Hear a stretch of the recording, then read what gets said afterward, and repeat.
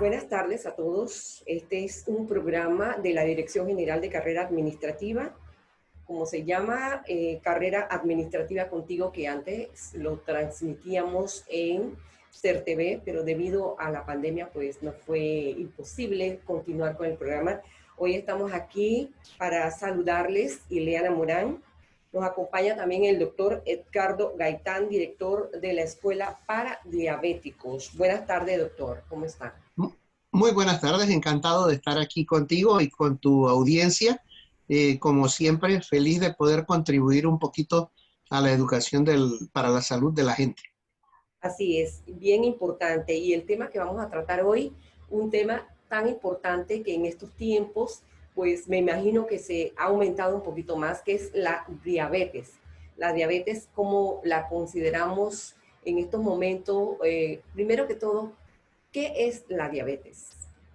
Bueno, te cuento, la diabetes es una enfermedad metabólica, es decir, que se fundamenta en cambios en la química del organismo. Pero con los años de esa alteración en la química, empiezan a producirse alteraciones en la estructura celular de diversos órganos. Así que al final, la diabetes, que en sus años iniciales se caracteriza por alteraciones en el nivel de la insulina y del azúcar en la sangre, termina también produciendo cambios estructurales a nivel de cerebro, de corazón, de ojo, de riñones, de los pies, de los órganos sexuales, en fin, prácticamente no hay un tejido del cuerpo que se escape al daño del azúcar elevada y entonces se presentan muchas complicaciones, que son las partes en donde la diabetes se agrava, pues. La diabetes es una enfermedad tan común que ya se usaba la palabra pandemia para explicar lo que estaba ocurriendo con la diabetes desde antes del 2019, ¿sabes? No más que bueno, ahora los titulares se los ganó la pandemia de COVID-19, pero la pandemia de diabetes es tal que en el mundo existen más de 400 millones de diabéticos y la cuenta sigue aumentando y aumenta más rápido aún que la cuenta de la pandemia de COVID. Sencillamente, como es una enfermedad metabólica no contagiosa, no se disemina en la población como ocurre con el coronavirus, pero como uno de los puntos importantes que la sostienen son cambios en la conducta de las personas, hemos designado el término de enfermedades de transmisión social para la diabetes y otras enfermedades crónicas metabólicas no infecciosas. ¿Y cómo adquiere el cuerpo humano esta enfermedad? Bueno, mira, el 90% de los diabéticos pertenecen a lo que se llama diabetes mellitus tipo 2.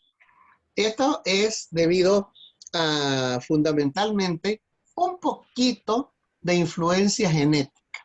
El resto está representado, la gran parte, por eh, el mal sistema alimentario y por una disminución sumamente drástica en los niveles de actividad física que han ocurrido en las últimas décadas. Es decir, estamos consumiendo muchos carbohidratos, mucha cantidad, y al mismo tiempo estamos gastándolos muy poquito porque nos hemos vuelto muy sedentarios. Eso empuja a un fenómeno que se llama resistencia a la insulina, que a su vez también influye en la aparición de obesidad. Y estas cosas nos llevan a tener diabetes mellitus tipo 2. El otro 10% de la población diabética son los llamados diabéticos tipo 1, que no producen insulina porque generalmente se ha producido una infección por un virus que le ha destruido las células productoras de insulina en el páncreas. Eso se presenta más que nada en niños y adolescentes y esporádicamente en gente en mayor madurez, pero solo representan el 10% de los casos. Doctor, esta enfermedad es tan peligrosa que si uno se corta, ¿cuál es el tipo de diabetes que más hace daño cuando uno se corta, que las cortadas no quieren sanar, que son eh, to- eh, peligrosas en el sentido de que más se suceden en las piernas, que si uno se corta demora más para curarse. También sucede en otra parte del cuerpo, en la cara, que si uno se da un rasguño, si tiene este tipo de diabetes más peligrosa. Bueno, mira, no es que una sea más peligrosa que otra. A decir verdad, la lentitud para la cicatrización es un símbolo muy tardío de la diabetes. Yo te podría decir que eso se nota cuando un diabético ha estado fuera de control 25 años. Antes de eso no se nota. Y es muy importante que sepamos eso, porque los diabéticos, cuando tú les informas del diagnóstico que has hecho a través de los exámenes de sangre en el laboratorio, suelen oponerse al diagnóstico diciéndote, no, no, no, yo no puedo ser diabético, si mire que yo hace poco me corté y yo cicatricé de una vez como si nada. Bueno, eso ocurre porque la cicatrización retardada es un símbolo, un signo muy tardío de la diabetes. En los primeros años están las alteraciones en la sangre, que si la gente hiciera más exámenes periódicos lo podrían descubrir.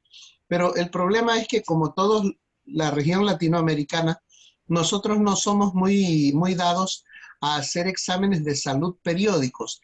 Así que cuando vamos al médico es porque ya tenemos una molestia y no para exámenes rutinarios. Eso nos quita la oportunidad de hacer una detección temprana en la mayoría de los casos. Y ves que las personas vienen cuando ya tienen sintomatología diabética o cuando vienen con una complicación. Por ejemplo, tú sabes que un 25% de la gente que tiene un infarto y sobrevive, cuando salen del hospital, también van diagnosticados como diabéticos, a pesar de que al ingreso no lo sabían, porque esperan y no detectan su problema hasta el día en que un infarto les afecta, que es una de las complicaciones más frecuentes de la diabetes, y entonces es que, oh, sorpresa, ahora sé que soy diabético, pero pudiste haberlo sabido 10 años antes si te hubieras hecho exámenes periódicos. Por eso es tan importante que siempre recordemos eso e invitemos a las personas a hacer exámenes de salud periódicos cuando usted no se siente nada. Los exámenes de salud no son lo que vas a hacer cuando ya tienes una molestia de aquello o de lo otro.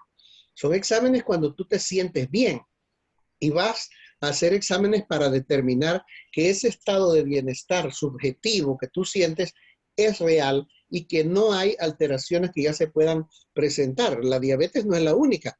La hipertensión arterial hace lo mismo y las personas solo descubren que son hipertensos cuando tienen o un derrame cerebral o un infarto y en realidad pudieron haber detectado esta alteración años antes y lo que es mejor, haberla controlado adecuadamente. ¿Y qué alimentos podemos comer para evitar este tipo? O cuando ya la persona tiene la diabetes, ¿qué alimento? ¿Ellos pueden comer de todo?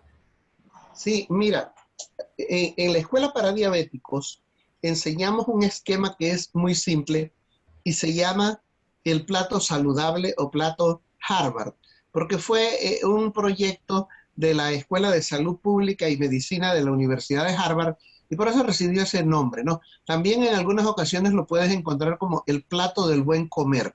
Y hay muchos videos que lo explican en las plataformas como YouTube. Pero en términos generales corresponde a esto, mira. Este es el plato del buen comer. ¿Lo puedes ver? No sé, bueno, ahora sí. Ahora sí se ve. Ahí se ve. A veces el reflejo aquí lo molesta un poquito.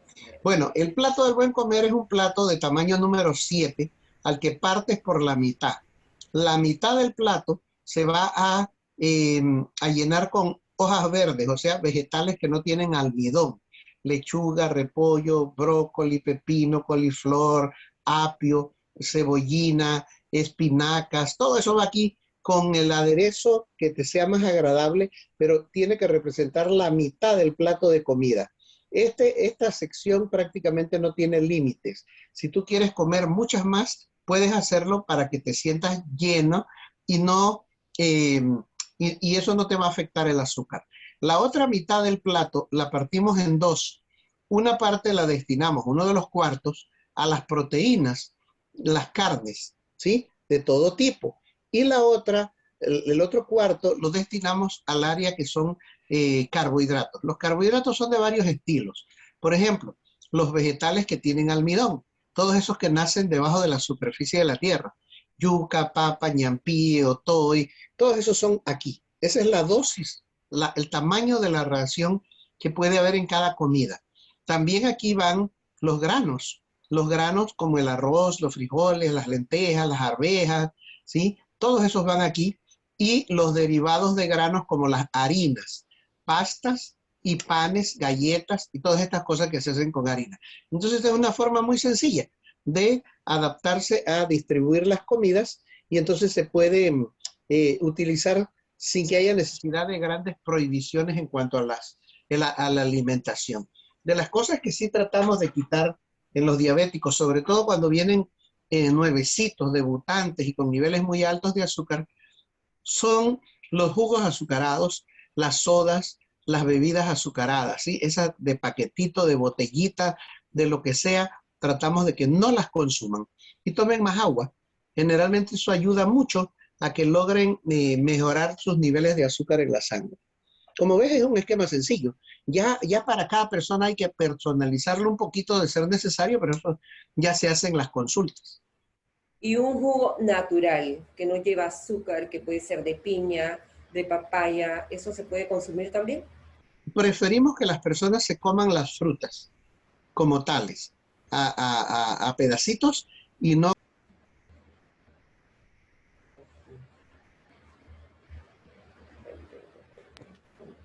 A ver, ahí está. Revisamos. Sí, doctor, continúe. Muy bien. Bueno, ese es fundamentalmente el manejo de la parte dietética de esta situación, ¿ves? Otra cosa que es bien importante también.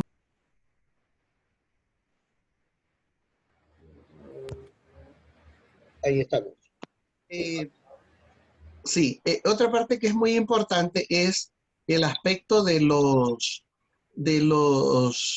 ejercicios o actividad física. En el manejo de la diabetes tienes que incluir actividad física y de preferencia diaria, que puede estar representada por una caminata, tratando de hacerlo un poco rápido y que dure unos 20 a 30 minutos al día. Generalmente eso es suficiente para que una persona mejore sus niveles de azúcar en la sangre.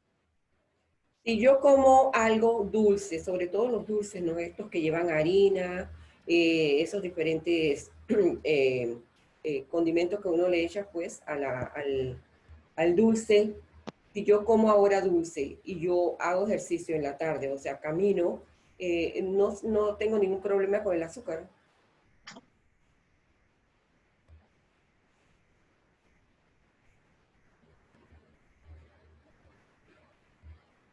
Una elevación del nivel de azúcar si comes este tipo de cosas. Lo que distingue al diabético es que las elevaciones son aún mayores y entonces presenta eh, niveles más grandes de azúcar en la sangre. Y un diabético, por supuesto, debería limitar la cantidad de esas cosas como panes azucarados y esto, que de hecho también cuando el diabético está debutando y está más descompensado, le pedimos que no los consuma, de plano que no los consuma. Pero las personas que no lo tienen para evitarlo, ¿cómo hacen? ¿Cómo se puede hacer? A ver, me decías, las personas que no tienen. Sí, que no tienen diabetes y comen mucho dulce, ¿cómo, qué pueden hacer para que esta enfermedad no les dé? Bueno, es que casualmente esa es la génesis de la diabetes, ¿no?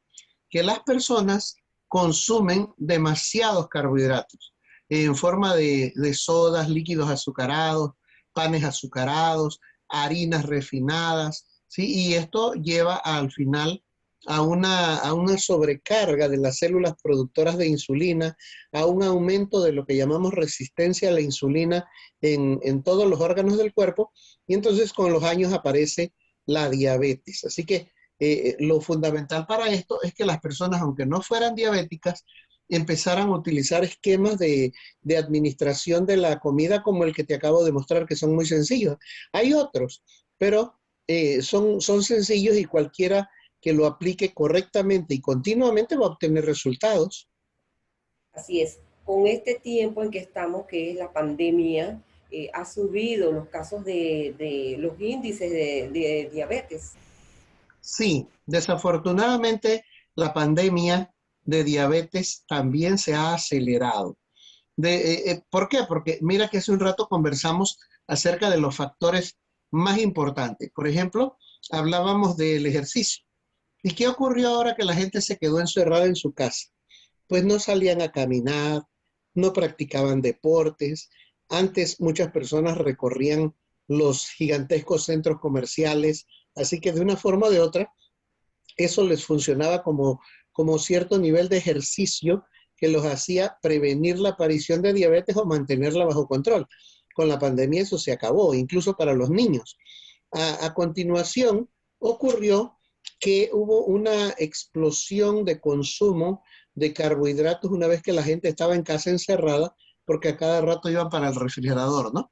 Incluso los niños, luego apareció las comidas por delivery, que en la gran mayoría de los casos están representadas o compuestas por carbohidratos. Así que también eso contribuyó. Y para acabarla, como continuación a eso, apareció un mayor grado de obesidad. Entonces tenemos una sobrecarga de carbohidratos, tenemos un sedentarismo más marcado, tenemos también la obesidad que creció y la cerecita del helado. Las personas en estas circunstancias, todos están pasando por una situación estresante y el estrés genera algunas hormonas que hacen que la diabetes pueda aparecer con mayor facilidad o empeorar. Así que nosotros estamos viendo ambas partes de la ecuación. Por un lado, aparecer más casos de diabetes y de prediabetes, y también, por otro lado, aparecer más complicaciones y gente con diabetes descompensada de lo que veíamos antes de la pandemia, por esta combinación de cosas que estamos viviendo, pues. Pero lo mismo pasa también con la hipertensión arterial, por ejemplo, que estamos viendo más casos y más casos descompensados. Y a pesar de todo, las personas han aprendido a hacer muchos dulces en este tiempo de pandemia, que se han quedado en casa y están come dulce. Y sobre Así todo es. los niños, cómo se hace para evitar que los niños lleguen a esta enfermedad. Los niños están siendo una de las víctimas más frecuentes en la pandemia, ¿sí? En varias formas. Una es la, la aparición de depresión y de estrés. Hace poco leía un artículo de Europa que calcula que el 10% de los niños están afectados por depresión ahora en Europa. Así que eso te da idea de por dónde andan los niveles, ¿no? ¿Cómo haces para lidiar con ellos? Como siempre, los niños lo que más requieren es la atención de sus padres o de los mayores que los cuiden, que estén con ellos, les comuniquen, les hablen con la verdad, pero sin niveles de inducción de terror y de miedo, para que ellos aprendan que cuidándose, pues las probabilidades de que se enfermen o se enferme alguien de la familia disminuye mucho. Y también compartir con ellos, inventar juegos. A veces se pueden inventar juegos que se pueden jugar dentro de la casa, o en un pequeño patio, o en un pequeño balcón, o sencillamente en el área que se disponga, ¿no? Para hacerlos que realicen un poquito más de actividad física y buscarles también entretenimientos que no todos recaigan en los dispositivos electrónicos, que son los más absorbentes, los que les consumen más tiempo y los amarran a estar allí sin hacer actividad física. Así que son cosas que hay que ir planeando, ¿no? Distribuyéndoles el espacio de tiempo para ellos y hacer como una especie de calendario para que también se involucren en actividades del cuidado de la casa, los que ya lo pueden hacer, y de esa manera el tiempo se pase de una manera menos estresante para ellos, ¿no? No todo es ponerlos a ver televisión o a jugar un videojuego eterno de todo el día. Así es. ¿La diabetes en qué lugar se encuentra entre las enfermedades más peligrosas ahora mismo? Bueno, generalmente siempre está entre las primeras. Y en cuanto al grupo de las enfermedades crónicas no transmisibles, generalmente está en primero o segundo lugar, por muy poquito compitiendo con cosas como la hipertensión y dependiendo de los países que tú analices, ¿no? Hay algunos en donde hay un poquito más de una, en otros hay un poquito más de la otra, pero al final son enfermedades muy confluentes, de manera que cuando tratas una, puedes estar teniendo un buen resultado en la otra también, porque en muchos casos coexiste. Y la persona que es diabética también es hipertensa. Así que se les da tratamiento para ambas condiciones de forma simultánea. ¿Y qué daños afecta? O sea, ¿qué órganos afecta esta enfermedad? ¿Cuáles son los órganos que se ven más afectados por esta enfermedad? Bueno, en la diabetes existen daños a los órganos a través de complicaciones en el sistema vascular. El diabético de salida siempre tiene un proceso inflamatorio dentro de los vasos sanguíneos y eso origina eh, tendencia a la obstrucción, por ejemplo, al engrosamiento de las paredes y con ello la disminución del caudal de sangre que llega a los órganos y por la sangre es donde llega el oxígeno y los nutrientes y donde se van los desechos de ese órgano. Así que cualquier órgano empieza a complicarse. Los órganos blancos, como les llamamos, que con más frecuencia reciben el impacto de la diabetes, son el cerebro, donde hay vasos sanguíneos que se dañan, los ojos, en donde se daña la retina y conduce a ceguera, el corazón, en donde conduce a obstrucciones y daños de las arterias coronarias e infartos y falla cardíaca, que es una etapa también terminal. A nivel de los riñones, destruye la capacidad filtrante de los riñones y las personas pasan a ser dependientes de los procesos de sustitución como diálisis o trasplante renal. También en los hombres es la causa número uno de disfunción eréctil, ¿sí? Así que los hombres padecen de problemas sexuales importantes y en los pies producen la obstrucción de arterias y daño de los nervios que llevan a un síndrome que llamamos pie diabético, en donde hay infecciones y gangrena muy severa de los pies que a menudo obligan a amputar a la persona para salvarle la vida. Son las complicaciones que vemos con mayor frecuencia. En los tipos de diabetes que usted mencionó hace un rato, tipo 2 y tipo 1, ¿no? Así es. Sí. ¿Cuál es la más peligrosa? La que no cuides correctamente. Eso no es que una va a ser más peligrosa que otra. Es un estereotipo equivocado. La diabetes que tú cuides bien, te va mejor. La diabetes a la que no le pongas caso, te va mal. Así de simple. La diabetes no cuidada es la peor. Así que, en realidad, el decir que la diabetes que tengo yo contra la que tiene otra persona, la mía es mejor o la mía es peor, en realidad depende de qué tanto esté haciendo yo por el control de ella, ¿no?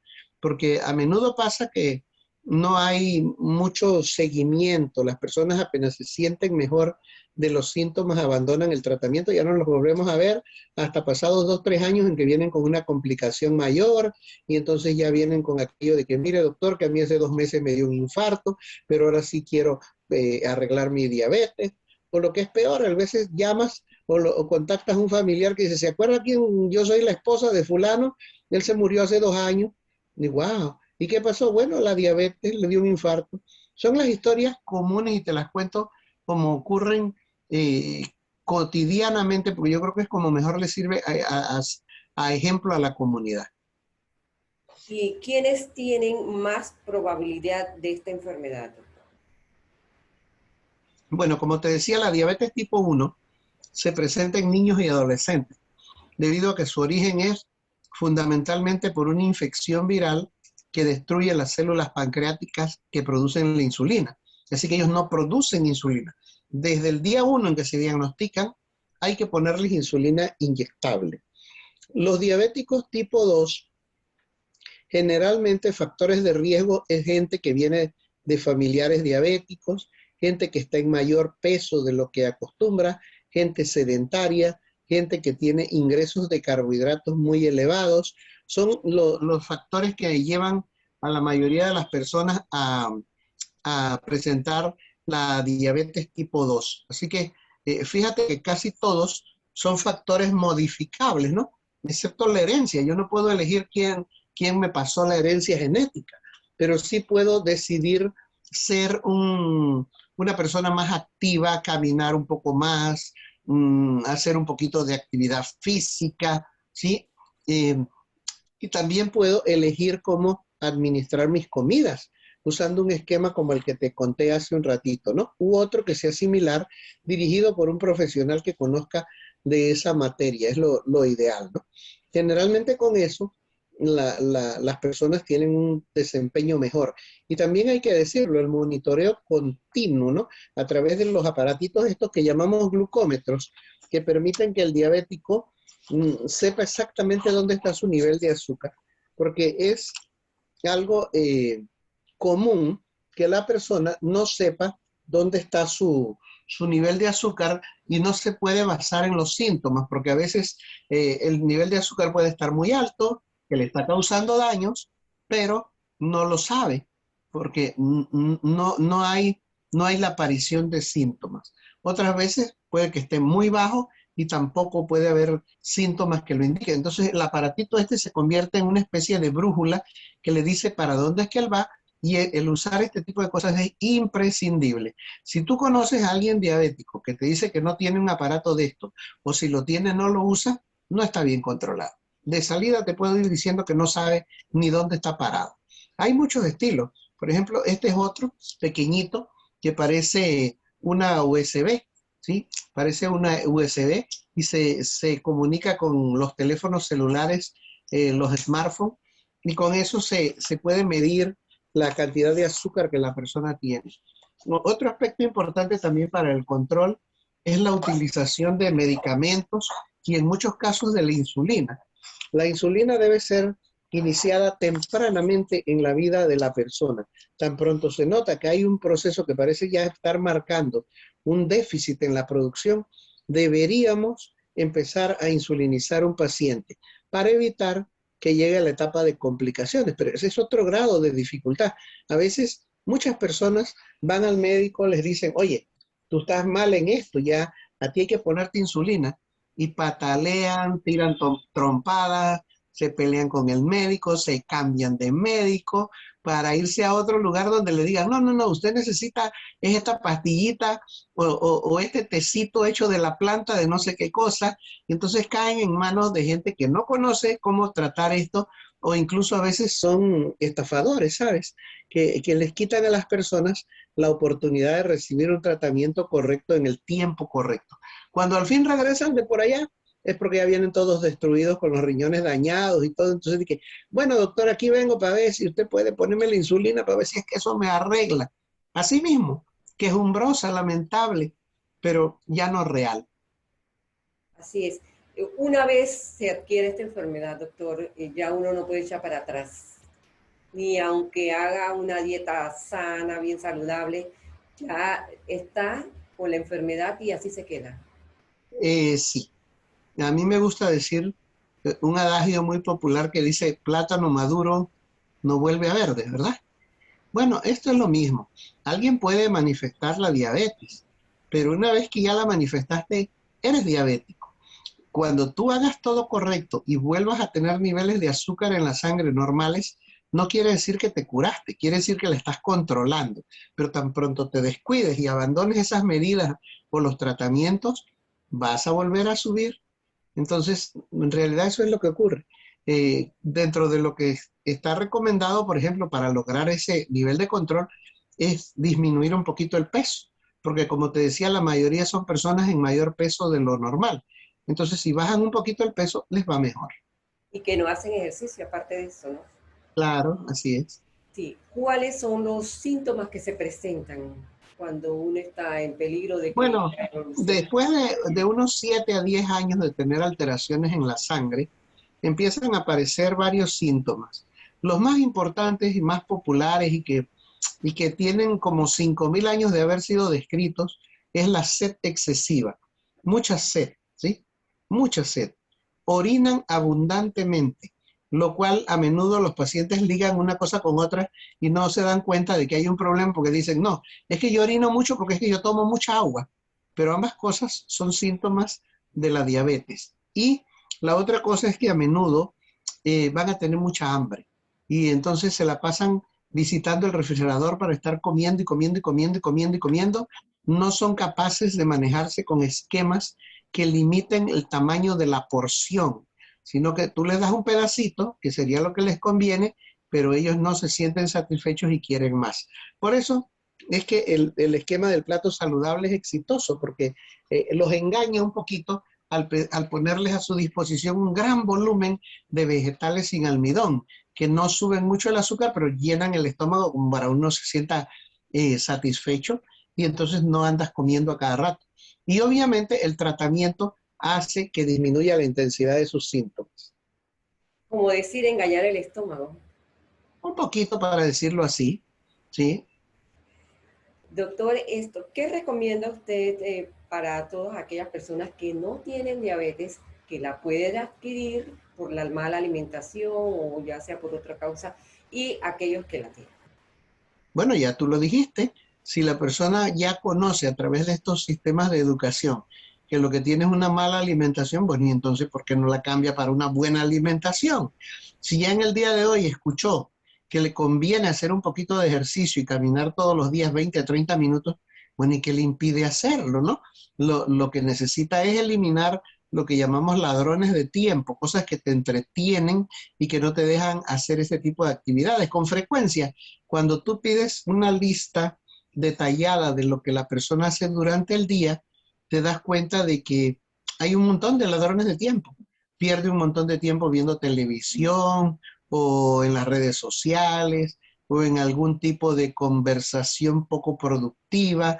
Y entonces ese tiempo, en vez de utilizarlo para eso, que le produce un maleficio, lo puede destinar a un poquito de actividad física que le dará un beneficio.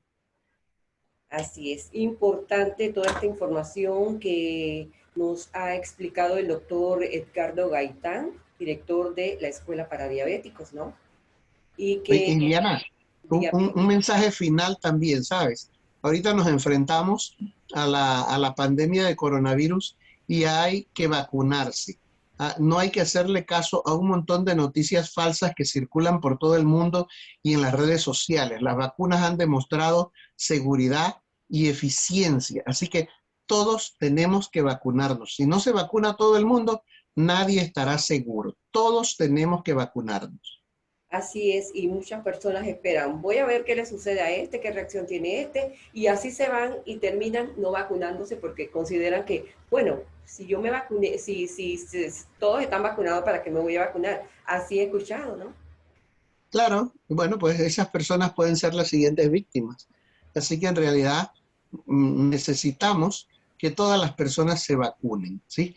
Para que tengamos un éxito pleno. Entre más personas se queden sin vacunar, más de ellos se convertirán en transmisores del virus y más oportunidad habrá de que en ellos el virus cause mutaciones, se produzcan mutaciones en el virus que lo puedan hacer resistente incluso hasta las vacunas. Así que entre más rápido se vacune toda la población y el mayor porcentaje de ella se aplique la vacuna, menos espacio de maniobra le damos al coronavirus. Así es, no le damos la oportunidad de que nos agarre sin confesar, como dicen. Y también el uso de la mascarilla, doctor. ¿Cómo no? La Las personas mascarilla piensan que están vacunadas y ya no pueden usar la es mascarilla. importantísimo para nada. Aunque te vacunes, debes usar la mascarilla continuamente y también debes tener a la mano eh, pequeños recipientes con alcohol o con gel para que te puedas estar colocando en las manos cada vez que has tocado algún objeto sospechoso y cada vez que puedes, te debes lavar las manos con agua y jabón. Sí, porque las personas piensan que ya hasta allí terminó, no vamos a seguir con el mismo protocolo, pero es importante hasta el final porque como dicen, llegó para quedarse esta enfermedad, ¿no? Así es, esa enfermedad probablemente vamos a lidiar con ella por los años por venir. Lo único es que las vacunas eventualmente van a ir siendo modificadas y van a ser cada vez más fáciles de transportar, más fáciles de almacenar, incluso, cuidado, hasta más fáciles de administrar, porque por ahí anda un par de proyectos de vacunación contra el coronavirus que es inhalable, imagínate. Así que si eso llegase a mostrar eficiencia y seguridad, sería fantástico. Ya no te van ni a apoyar, nada más te van a echar unas gotas en la nariz y ya estás vacunado. Pero eso todavía es terreno de la teoría. y no ha sido demostrado, pero sería un buen avance. Lo que sí te puedo decir es que con las tecnologías nuevas van a ir cambiando todas las vacunas viejas hacia estas, porque tienen múltiples ventajas y de eficiencia y de seguridad. Así que lo más seguro es que vamos a ver en los años por venir que todas estas vacunas van a migrar a las tecnologías nuevas. Y doctor, con esto que ha sucedido en la pandemia y que las personas han utilizado tanto remedio casero, entre todo la vitamina C, he oído de menos casos de resfriados. Bueno, fundamentalmente es cierto que hay en el mundo menos casos de enfermedades respiratorias, pero es porque las enfermedades respiratorias comparten con el coronavirus entrada a través de las vías respiratorias y la entrada y el transporte por las manos y el transporte por la cercanía de unas personas con otras. Y resulta que en este año nosotros hemos cubierto nuestras vías respiratorias, hemos lavado nuestras manos y nos hemos distanciado de las personas. Claro, todas las enfermedades respiratorias van a disminuir, pero eso no se puede achacar a un medicamento en particular. Es más o menos la misma historia de por ahí algunos que dicen que los casos en algunos lugares están bajando porque consumieron tal o cual medicamento del cual no hay evidencia. Pues no, en realidad los casos han bajado porque las cuarentenas han dado resultado, a pesar de que no las hemos hecho de forma perfecta, pero han sido lo bastante rígidas como para asegurar un nivel de eficiencia, ¿sí? Y por eso tenemos cada vez menos casos. Así que no es algo para que se lleven la gloria por tal o cual enfermedad. Eso no es cierto. No hay evidencia de que una u otra medicación eh, pudiera influir en el curso de la enfermedad por coronavirus. Así es, ojalá todos sigamos la misma higiene, porque así ya nos acostumbramos también para nuestra salud y de que no nos llegue pues así tan fácil otra enfermedad. Así es. Sí, También, Iliana, quisiera invitarlos para el Zoom de la Escuela para Diabéticos que ocurre cada domingo a las 4 de la tarde, utilizando el programa Zoom y que las coordenadas las pueden encontrar siguiendo mi cuenta de Instagram, @doctor Gaitán, ¿sí? Ahí en esa cuenta encuentran las coordenadas y pueden participar a las 4 de la tarde cada domingo a través de la plataforma Zoom. Es totalmente gratuito y los códigos siempre son los mismos para que puedan ingresar. Y tenemos invitados y exposiciones muy interesantes. Los invitamos. sí, también aprovechamos la oportunidad para que en otros próximos programas usted sea invitado también para hablar de, pues, con relación a otras especialidades que usted podría explicarnos, ¿verdad? ¿Cómo no? A la orden, siempre. Ya sabe que yo, CERTV, Nacional FM, los considero como mi casa. Estuve compartiendo con muchos de ustedes durante muchos años, ¿ah? Y es un ambiente cómodo y me da gusto saber que puedo contribuir a través de este medio a, a mejorar la salud de toda la comunidad panameña. Sí, doctor, no se vaya todavía. Vamos a leer una nota luctuosa que es la de el, el fallecido Tomás Altamirano Duque, ¿Cómo que no? sí, el expresidente de la República y ex legislador Tomás Gabriel Altamirano Duque falleció este miércoles. Bueno, ahí dice 93 años de edad. Dirigió La Estrella de Panamá por muchos años militó en el oficialista PRD siendo legislador principal y suplente por Chepo. Su hijo era el diputado Tomás Altamirano Montovani, quien falleció en un accidente automovilístico en el 2009.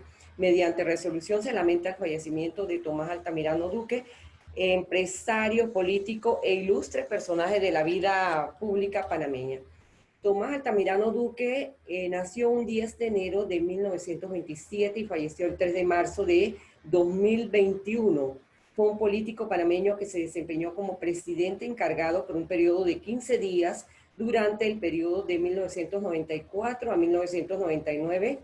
Fue vicepresidente primero de Panamá del 1 de septiembre de 1994 al 1 de septiembre de 1999 bajo el presidente Ernesto Pérez Valladares. En junio de 1989, Altamirano fue nominado por Noriega para convertirse en el administrador del Canal de Panamá. En 1994, Altamirano se convirtió en vicepresidente de Panamá con la compañía Pérez Valladares. Altamirano fue el editor de The Star and Herald of Panama City, quien fue el periódico en inglés más antiguo de América Latina hasta su cierre en 1987. También fue editor del diario en español Estrella de Panamá, que en 1989 fue el más grande de Panamá. Fito Duque se gestaron en el seno de una familia que fue fundadora de la República, históricamente vinculada a la Estrella de Panamá, donde desde muy joven asumió el control en medio de un cambio en la sociedad panameña cuando una alianza de civiles, empresarios y militares gobernaban en el país. Durante su andar sociopolítico, Fito Duque se desempeñó como ministro de Estado, director del Instituto Nacional de Cultura y Deportes, legislador de la República, fue diputado representando al distrito de Chepo, ejerció labores como ministro de Obras Públicas y así como la dirección del Instituto de Vivienda y Urbanismo. El periodista Demetrio Olasigeri y analista político describe al expresidente como un político habilidoso para comprender cada momento del acontecer nacional en el que tuvo una gran incidencia durante el ejercicio de sus cargos públicos. Creo que un hecho sobresaliente fue el haber promovido el indulto a los militares que ya habían pagado en su momento 4 y 5 años de cárcel. Un hecho que nadie en este país tuvo la valentía de hacer y Altamirano Duque, con todo el costo político que representaba, logró. Ese es un legado muy importante que hay que reconocer.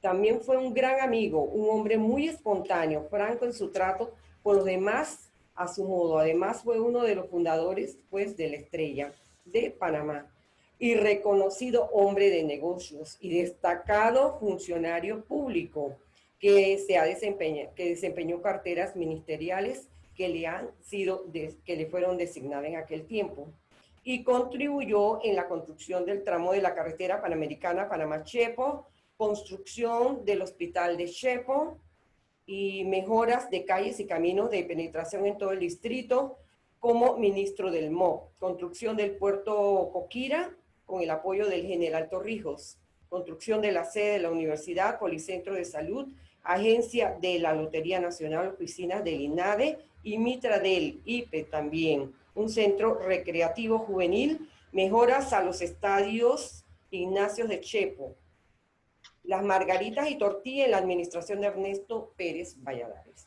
Bueno, paz a su alma y pues ya que fue un vicepresidente y presidente por 15 días, creo que fue, mandamos nuestras condolencias a sus familiares también y que, bueno, que Dios lo acompañe en este espacio que le ha dado en el cielo. Así que, bueno, así con esto terminamos, doctor, y lo invitamos para un próximo programa, para que esté con nosotros aquí en este programa Carrera Administrativa Contigo, que se transmite o se va a transmitir, seguir transmitiéndose todos los jueves a esta misma hora. Muchas gracias, doctor. Muchas gracias por la invitación. Saludos.